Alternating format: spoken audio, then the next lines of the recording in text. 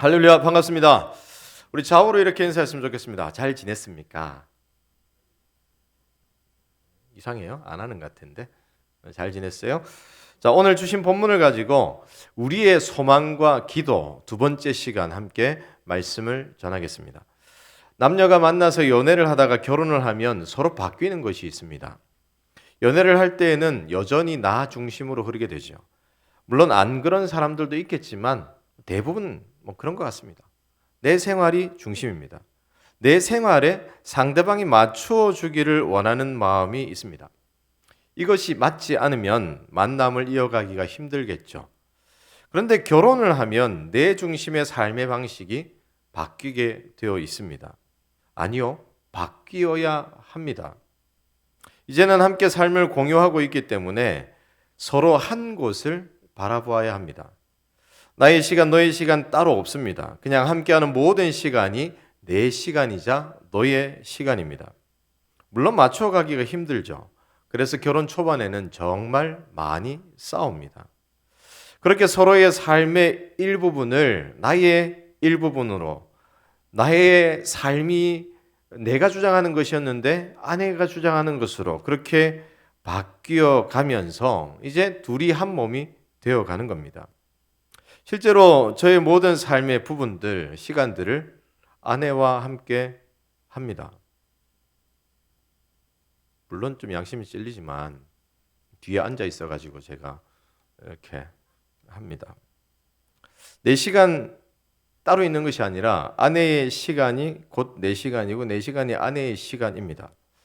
여러분 무척 피곤할 것 같고 속박받는 것 같아 보일 수 있겠지만 함께하는 것이 너무나도 당연합니다. 여러분 이런 하나됨을 위해서 우리가 중요하게 생각해야 할 것이 무엇일까요? 서로를 향하여서 가지는 기대, 그 기대가 무엇인가 아는 겁니다. 아내가 나에게 원하는 것이 무엇인가 끊임없이 고민해야 합니다. 민감하게 반응해야 합니다. 물론 잘 그러지 못하고 있습니다. 때로는 불러도 집중하다 보면 대답조차 못할 때가 많이 있는 저희 현실이 있기도 합니다.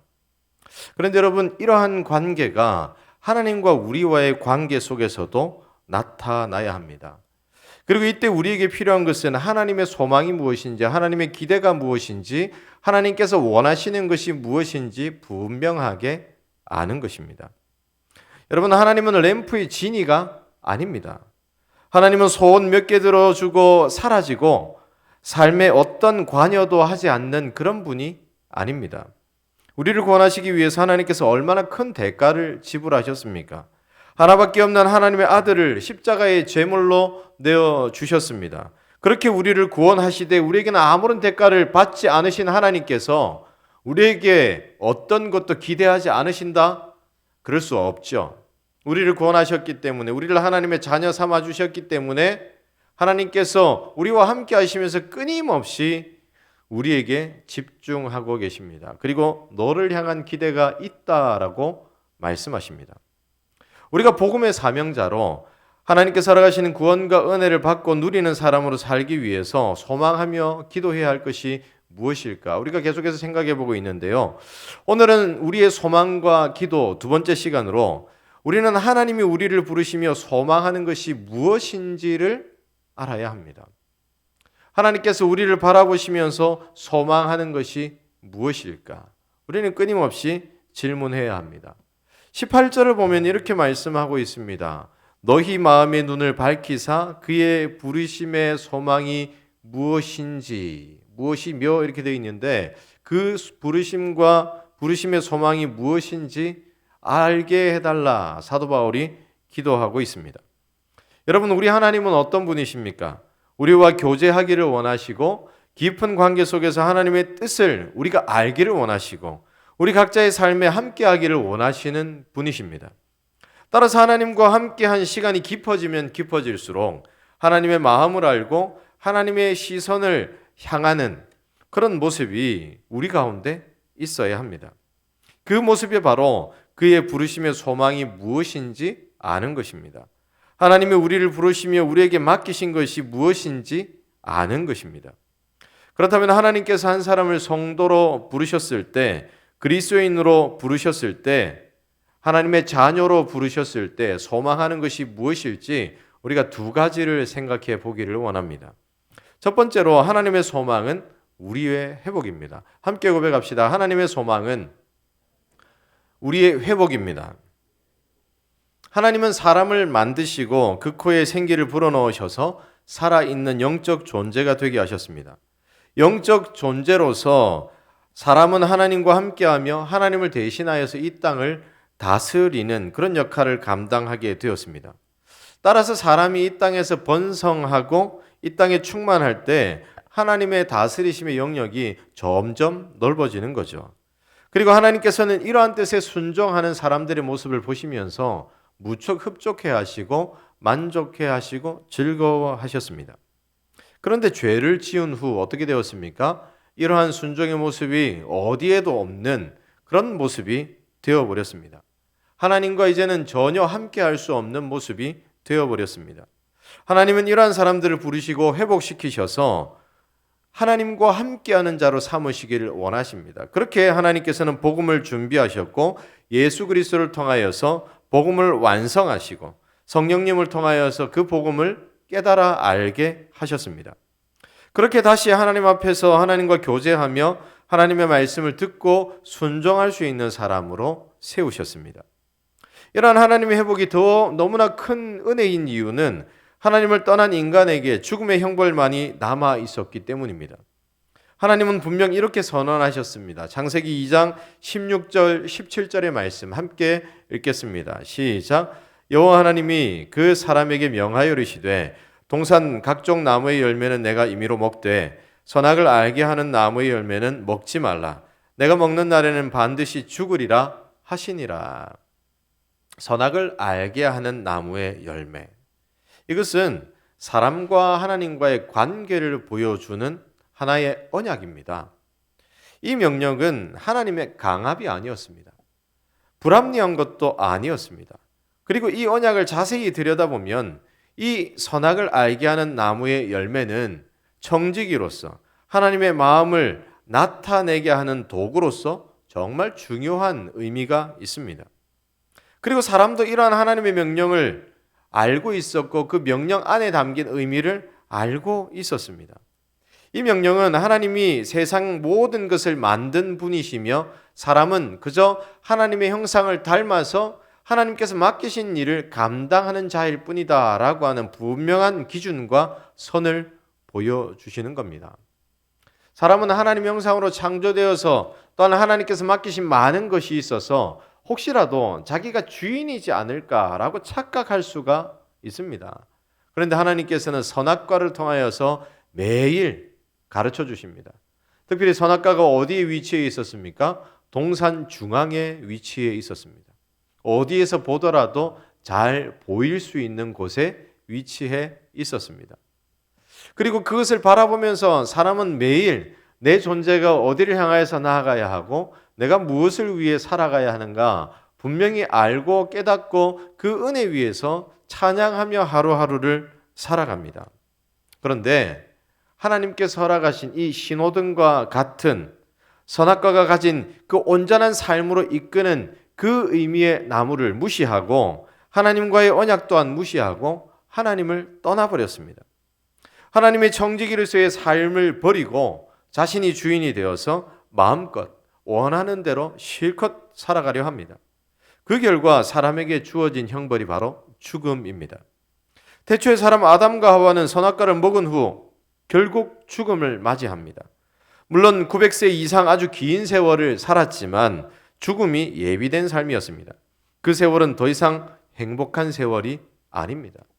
죄가 죄를 낳고 죄가 이 세상을 얼마나 더럽히는지 그는 보고 내 죄 때문이다라고 한탄하며 살아야만 했었습니다.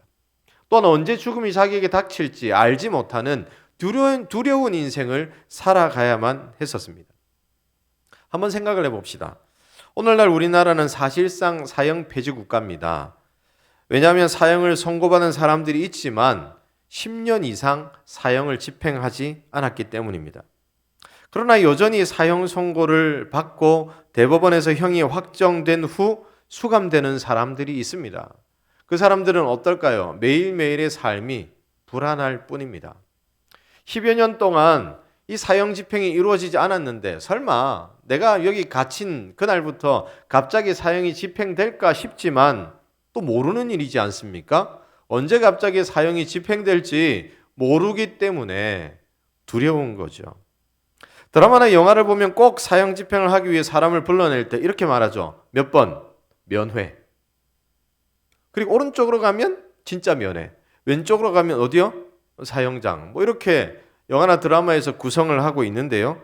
사실상 사형수들은 불안한 하루하루를 살아갈 수밖에 없습니다. 그날이 오늘일지 내일일지 아무도 모르기에 두려움의 하루하루가 있을 뿐입니다. 그런데 여러분, 이런 불안함으로 살아가는 삶이 아담이 살았던 삶입니다. 그가 900세 이상 살 줄 누가 알았겠습니까? 그런데 그가 살다 보니 불안한 가운데 900세를 살았다라는 겁니다. 물론 여러분, 죄가 없는 상태에서 오랫동안 산다는 것은 복입니다. 그런데 죄가 가득한 세상을 900살 이상 산다. 여러분, 이것은 결코 복이 아닙니다. 저주이죠. 그가 두 눈 뜨고 보아야 할 그 세상의 참담함이 얼마나 그를 힘들게 하겠습니까? 그가 시작한 죄였기에 그 죄의 무서움을 매일매일 보고 깨달아야만 하는 그 삶이 그를 짓누릅니다. 우리 또한 이러한 불안함으로 하루하루를 살아가야 합니다. 그래서 많은 사람들이 이 불안함과 두려움을 해결하려고 많은 애를 쓰죠. 어떤 이들은 쾌락을 찾습니다. 현실의 상황을 그저 잊어보려는 시도입니다. 또 어떤 사람은 많은 것을 가지려 합니다. 내가 가진 것이 많아지고 든든해지면 이 불안함도 해소되지 않을까, 그렇게 기대를 합니다. 그렇게 부자가 되려고 하고 또한 영향력 있는 사람이 되려고 하고 권력자가 되어서 자신의 결정을 뒤따르는 사람들을 보면서 또 흐뭇해하는 그 모습이 있습니다. 또 어떤 사람들은 이와는 정반대로 극도로 자신을 절제하면서 어떻게든 탈출구를 찾으려 합니다. 오늘날도요, 인도나 저기 태국에 가면 이 불교를 숭상하는 사람들이 있는데 너무나도 열심히 고행을 하는 사람들을 우리는 만나보게 됩니다. 무릎으로 기어서 아주 높은 계단을 올라가는 사람들이 있습니다. 몇 번이고 1000번 이상 절을 하는 사람들이 있습니다. 그렇게 하면서 두려움을 이겨보자는 거죠. 이렇게 하면 뭔가 새로운 영역에 도달할 것 같다, 이렇게 생각하는 사람들이 많이 있습니다. 그런데 여러분, 이 모든 것이 그저 신기루일 뿐입니다. 어디에도 평안이 없습니다. 그렇게 갑작스러운 죽음이 눈앞에 닥쳤을 때 두려움과 한탄으로 죽음을 마주합니다. 어디에도 소망이 없습니다. 하나님께서는 이러했던 우리를 회복시키시고 이러했던 우리를 하나님의 자녀로 부르셨습니다.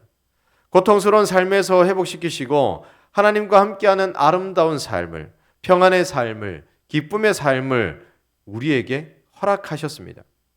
그리고 그 회복은 본래의 자리인 청지기의 자리로 되돌리는 것으로 끝나지 않고 하나님과 더 깊은 관계 속에 살아갈 수 있도록 우리를 하나님의 자녀로 삼아 주셨습니다. 우리를 구원하시면서 하나밖에 없는 하나님의 아들을 십자가의 제물로 내어주신 것은 이러한 하나님의 마음을 잘 보여주고 있습니다. 내 아들을 너 대신하여서 죽였기에 이제 너가 내 아들 해라. 그런 하나님의 마음이 깊이 담겨져 있습니다. 따라서 이러한 사랑을 받은 우리에게 하나님께서 거시는 기대와 소망은 그 사랑 안에서 만족함을 누리는 겁니다. 지금까지 두려움과 고통과 아픔을 피하기 위해서 여러 가지로 자신을 보호하기 위해 애쓰는 삶을 살았지만, 많은 포장지로 자신을 감싸려고 했겠지만 이제는 하나님이 모든 것을 해결하셨고 그 평안의 그늘 안에 살게 하셨기 때문에 그 은혜를 누리라 말씀하십니다. 다른 것에 눈을 돌리지 않는 겁니다. 하나님 한 분으로 만족하는 겁니다. 다른 요인들 때문에 불안해하지 않는 겁니다. 여러분, 우리가 이런 찬양하지 않습니까? 주님 한 분만으로 나는 만족해. 나의 모든 것 대신 주를 찬양해. 나의 영원한 생명 대신 예수님 목소리 높여 찬양해. 근데 여러분, 목소리 높여 찬양하고 예배를 다 드리고 집에 가면서 또 걱정을 해요. 주님 한 분만으로 만족해야 하는데 그것 외에는 다른 것을 의지하면 이거 믿음 없는 것 같은데? 근데 주님 한 분만으로 나는 만족해 찬양을 다 드리고 집에 가면서 곰곰이 생각합니다. 찬양은 했는데 좀 부족한 것 같아. 그래서 다른 것들로 감싸야 되지 않는가 생각을 합니다. 여러분, 이 찬양이 노래와 흥얼거림으로 끝나면 안 됩니다. 하나님을 만났기 때문에 나를 구원하신 그 구원의 은혜를 경험하고 있기에 그 사실 하나만으로 모든 두려움의 문제가 해결되어야 합니다. 물론 삶의 문제와 삶의 과제는 남아 있습니다. 그러나 우리가 이 세상을 살아가면서 당면하는 아주 근본적인 문제, 죄인이기 때문에 가지게 되는 불안함의 문제는 주님 한 분만으로 모두 해결되어야 합니다. 그래서 내가 두려움을 해결하기 위해서 무언가를 채우고 두려움을 해결하기 위해서 다른 것에 관심을 가지는 그 모습이 우리 가운데는 없어야 합니다. 예수 그리스도 안에서 모든 것이 해결되었기에 그 사랑 안에서 만족한 삶을 살아가는 겁니다. 여러분, 우리가 열심히 공부하고 좋은 학교에 진학을 하고 좋은 직장에 나아가고 가정을 꾸리고 조금씩 삶을 안정되게 세워가는 것은요, 두려움을 해결하기 위해서가 아닙니다. 그리스도인들의 목적은 이 두려움을 해결하기 위해서가 아니라 또 다른 것에 그 목적이 있습니다. 다음에 이 부분에 대해서 함께 살펴볼 시간이 있을 텐데요. 많은 사람들은 그렇게 안정된 삶을 세우면서 무엇을 기대하느냐면 나에게 있는 두려움, 이것을 해소하기를 원합니다. 그런데 안 되거든요. 그래서 계속해서 위를 바라보고 자녀들에게 이렇게 살아서는 안 된다, 나보다 더 나은 삶을 살아야 한다라고 하면서 두려움 안에 갇힌 삶의 탈출구를, 내가 살았던 삶의 방식을 계속해서 갖다 대고 그렇게 살아라 말하는 거죠. 그런데 우리는 어떻습니까? 이제는 그거와는 별개로 예수 그리스도께서 우리에게 허락하신 그 구원의 은혜가 있기에 그 두려움의 문제는 해결되었기에 우리 앞에 놓여져 있는 삶의 열심과 삶을 세워나가는 문제는 또 다른 영역의 문제라는 겁니다. 하나님의 백성으로 살아가면서 어떻게 하나님의 청지기적 사명을 감당할 수 있을까? 그것을 위해 세워지는 과제들이라는 거죠. 여러분, 우리는 어떻습니까? 우리를 구원하신 그 은혜에 대한 고백이 우리를 세워가고 있습니까? 주님 한 분만으로 만족하고 있습니까? 혹시 우리가 찬양은 이렇게 하고 노래는 이렇게 하지만 실제로 내 삶은 또 다른 것을 추구하고 있지 않습니까? 내 평안을 위해서, 내 행복과 기쁨을 위해서 하나님만으로는 안 된다 생각하며 세상의 것을 동시에 바라보고 있는 모습이 우리의 모습은 아닙니까? 그렇게 살아가다가 길을 잃어버린 모습이 우리의 모습은 아닙니까? 예수님은 이렇게 말씀하십니다. 요한복음 14장 27절입니다. 함께 읽겠습니다. 평안을 너희에게 끼쳐노니 곧 나의 평안을 너희에게 주노라. 내가 너희에게 주는 것은 세상이 주는 것과 같지 아니하니라. 너희는 마음에 근심하지도 말고 두려워하지도 말라. 사랑하는 청년 여러분, 예수 그리스도 안에 회복이 있습니다. 예수 그리스도 안에 채우심이 있고 참된 평안이 있습니다. 그 안에서 하나님의 자녀로 다시 우리를 부르신 그 회복을 누리시기를 바랍니다. 그 안에서 더욱 온전하게 세워지는 우리 모든 하나님의 백성들 되시기를 주 예수님의 이름으로 축복합니다. 두 번째로 하나님의 소망하시는 것은 우리를 통한 세상의 회복입니다. 함께 고백합시다. 하나님은 우리를 통하여서 세상을 회복시키시기를 원하십니다. 우리가 하나님의 자녀로 회복되면서 자연스럽게 나타나는 현상이 있습니다.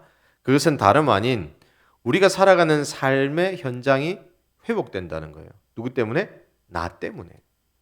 나만 구원받고 끝나는 게 아닙니다. 내가 구원받았기에 나의 가족이 회복됩니다. 그래서 사도 바울이 이렇게 외쳤죠. 주 예수를 믿으라. 그리하면 너와 내 집이 구원을 얻으리라. 그 가정 가운데 외친 선포였지만 간수에게 외친 선포입니다. 어떻게 하면 우리가 구원을 얻겠습니까? 라고 외쳤더니 이 사도 바울이 그 간수에게 주 예수를 믿으라. 그러면 너는 구원받는다가 아니라 너와 내 집이 구원을 받으리라. 여러분, 내가 공부하는 것도 나를 통해서 회복되어야 합니다. 내가 생활하는 회사가, 직장이 회복되어야 합니다. 나의 모든 삶의 반경이 내가 그리스도인이기 때문에, 내가 믿는 그리스도로 말미암아서 회복되어야 합니다. 하나님은 이것을 소망하고 하나님은 이것을 우리에게 기대하고 계십니다. 이는 우리가 하나님의 말씀을 따라 살아가기만 하면 이루어지는 모습입니다. 하나님께서 이스라엘 백성들에게 명령하신 율법을 살펴보면 이렇게 말씀하신 대목을 찾아볼 수 있습니다. 레위기 18장 4절과 5절의 말씀인데요. 함께 읽겠습니다. 시작. 너희는 내 법도를 따르며 내 규례를 지켜 그대로 행하라. 나는 너희의 하나님 여호와이니라. 너희는 내 규례와 법도를 지키라. 사람이 이를 행하면 그로 말미암아 살리라. 나는 여호와이니라. 레위기 18장을 보면 왜 가나안 땅이 멸망당해야 할 땅인지, 들어가서 모두 물리쳐야 하는 땅인지, 하나님의 심판이 왜 그 땅에 임해야 하는지 너무나도 잘 나타나 있습니다. 그곳에는 여러 가지 가증한 모습들이 있었습니다. 하나님 보시기에 너무 안타까움을 떠나서 너무 죄악된, 어떻게 말로 표현하기 힘든데요. 너무 극심한 죄악이 그 땅 가운데 있었습니다. 그 대표적인 모습이, 여러분 집에 가서 레위기 18장 한번 읽어보십시오. 눈뜨고 볼 수 없는 성적인 타락이 가득합니다. 특별히 이러한 성적 타락이 나타난 이유는 가나안 땅에 횡행하고 있는 여러 우상 때문입니다. 얼마 전에 뉴스를 보니까 여신도 성폭행 JMS 교주 정명석 징역 17년 확정이라고 하는 기사가 떴습니다. 정명석은 자신을 메시아로 칭하고요, 홍콩과 호주 한국 국적 여신도 3명을 성폭행했거나 성추행한 혐의로 재판을 받아 징역 17년이 확정되었습니다. 그런데 이 모든 것을 어떻게 했냐면요, 정명석과 JMS의 교리를 가지고 사람들을 세뇌시키고 생각하지 못하는 상태로 만들었기에 그것이 곧 폭력이고 강압이다, 이렇게 판단이 난 겁니다. 오늘날 사람들은 무엇이 옳고 그른지 잘 알고 있죠. 그래서 이러한 것들을 고발하기도 합니다.